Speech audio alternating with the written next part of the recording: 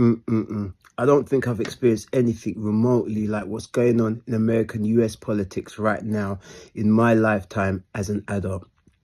Now, you got one party that's been preaching to us and telling us for duration now that this other side is the greatest threat to mankind and the planet that you've ever encountered or can describe, and we have to do anything by any means possible to save democracy.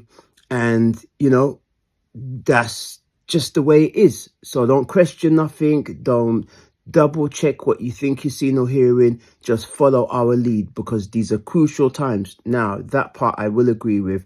And the said people are now undermining the fabric and the rules that I'm guessing have been put in place for crucial decisions, like what's being, well, I won't say what is being made now, decisions that are being made in the Democratic Party.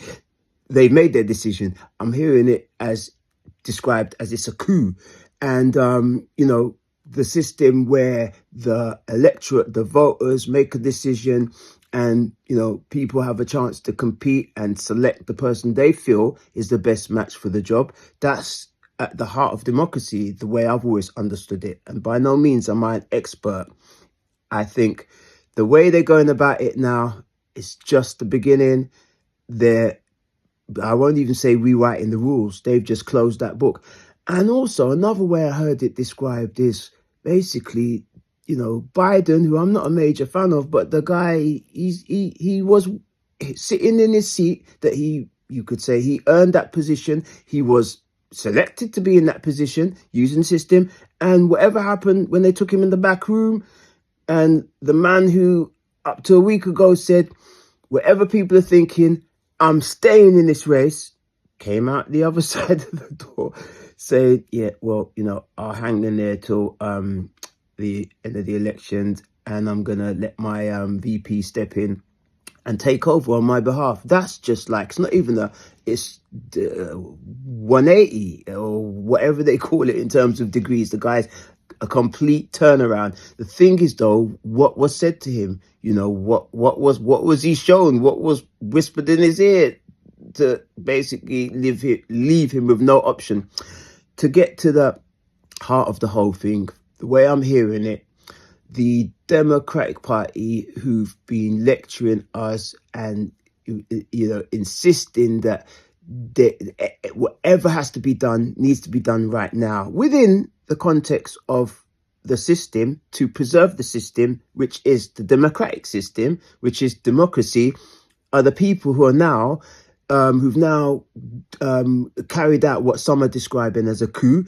And they've basically, unless something changes in the next few hours and days, they've basically installed somebody who they've selected, probably been prepping and grooming for that spot, and removed the person who was originally voted and elected to hold that position. And they've installed somebody totally bypassing the voters' choice, the structures that they have in place within the party for others to come up and say, okay, this is an opportunity I'd like to take, and this is what I think I have to offer on my end to secure this ticket. And whatever the official processes are, that's all gone out the window. The book's not even been opened. It's like, yeah, just leave that in the corner of the couch.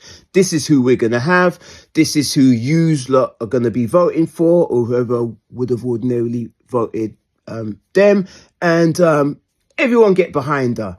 The awkward thing, I think, is if you think back to when she was running against Trump, Biden, and everybody else who was in that race at the time, and she had to step out at the very early stages. From what I understand, it was reported that she didn't reach, do they call it the first primary, because she didn't get enough votes. She didn't get enough support from inside her party or outside her party. She's just not that type of candidate that people are warming to and, falling over themselves to get behind. And I don't want to start sounding brutal with words like not a likable person and all the rest, but co-light a day, something like that. Now she's been elevated. She served her purpose as the VP. Yes, that was Biden did. It was straight. He said, I'm going to select a woman, a black female, and blah, blah, blah, blah, for the role that was needed to shore up his position when he got the presidency. And that was all clear as daylight. Now, though, she's being elevated, put in that position, stuck down on that spot. And it's like, yeah, you've lot now, you got to get behind her regardless of, any other traditions, rules, processes, this, that, the other, and whatever else you want to throw into the bag. So right now, I think these are some extraordinary times. The story is evolving, developing, and growing by the hour. We'll probably be talking minutes in the coming days because it could go any way. And just to throw an extra large piece of coal into the fire pit, I've been hearing this from months back, even up to probably over a year, about Michelle Obama. When I first heard it, I kind of thought, well, look, I kind of never seen that inside politics in that kind of way. Yeah, she's the first lady married to Obama, had this successful 2-term, first president of color, mixed race, but we term it as a black man anyway, or in America, in the way they organize cultural groups, he was always regarded as the first black president. But, obviously he's the president for everybody, all ethnicities. So I see her in that light as, she's the first lady, and I know she's an activist, and she's a well-liked person within the party and large portions of America. From what I understand, I'm over here in the UK, so, this stuff always comes to me as, second stage information. To think that see her in the light of somebody running for the position of the first female president and also black female president, not that, to me, that's neither really here nor there. If she's got the credentials, she's got as good a right as anyone else to jump in that race and, give it her 2 pennies worth. The thing is, I've been hearing it said that because she's so popular and because of the position the Democratic Party's in at the moment, in terms of, okay, it's all based on personality and, all the other things that's tied into that.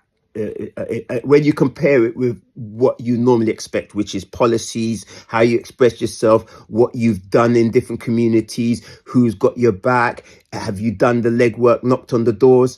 So the Democrats, they've had their system, over the, I don't know how many years since Trump's come about, and obviously the clearest weapon in the arsenal that they've been, sparring with is, by any means, we can't let that guy, he can't have an opportunity. So basically, you don't have to like me, just don't vote for him. So I'm the only alternative. I get your vote by default. So what I'm hearing is, Vivek stated this, and I've heard a few other commentators pointing this out, that the Democrats, now they've gone this far and they've drawn this card to sort of pull the coup internally, push Biden to the side. That's no longer an issue. They've got Kamala, and that might not be the final play.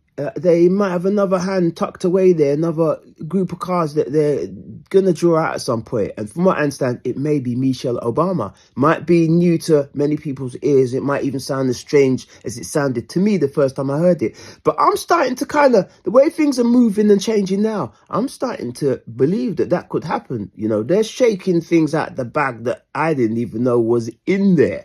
So, yeah, watch the space. Very interesting times, changing by the minute. Thanks once again. I'm going to be doing some live soon. Anybody comes across this channel and they're in any way knowledgeable about politics, US politics, UK politics, democracy, the word that keeps coming up again and again, global politics, any angle of how we organize ourselves as communities and large groups, using this system we call politics, jump on the live with me, contact me, DM me, email me, shout me, leave something in the comments so I can get through to you. I'm looking for people to jump on the lives with me so we can look into this subject and share some knowledge. So whether you're knowledgeable or not, we can, extract that information together. It's always out there to be harvested. So yeah, I'll be happy to welcome anybody who wants to do it via call-in, or if you've got your webcam and your microphone set up wherever you are, or even a digital device, we can share the space and draw some light onto these very fast changing times we're living in. For now, be good, be safe, be creative. Gonna speak, we out.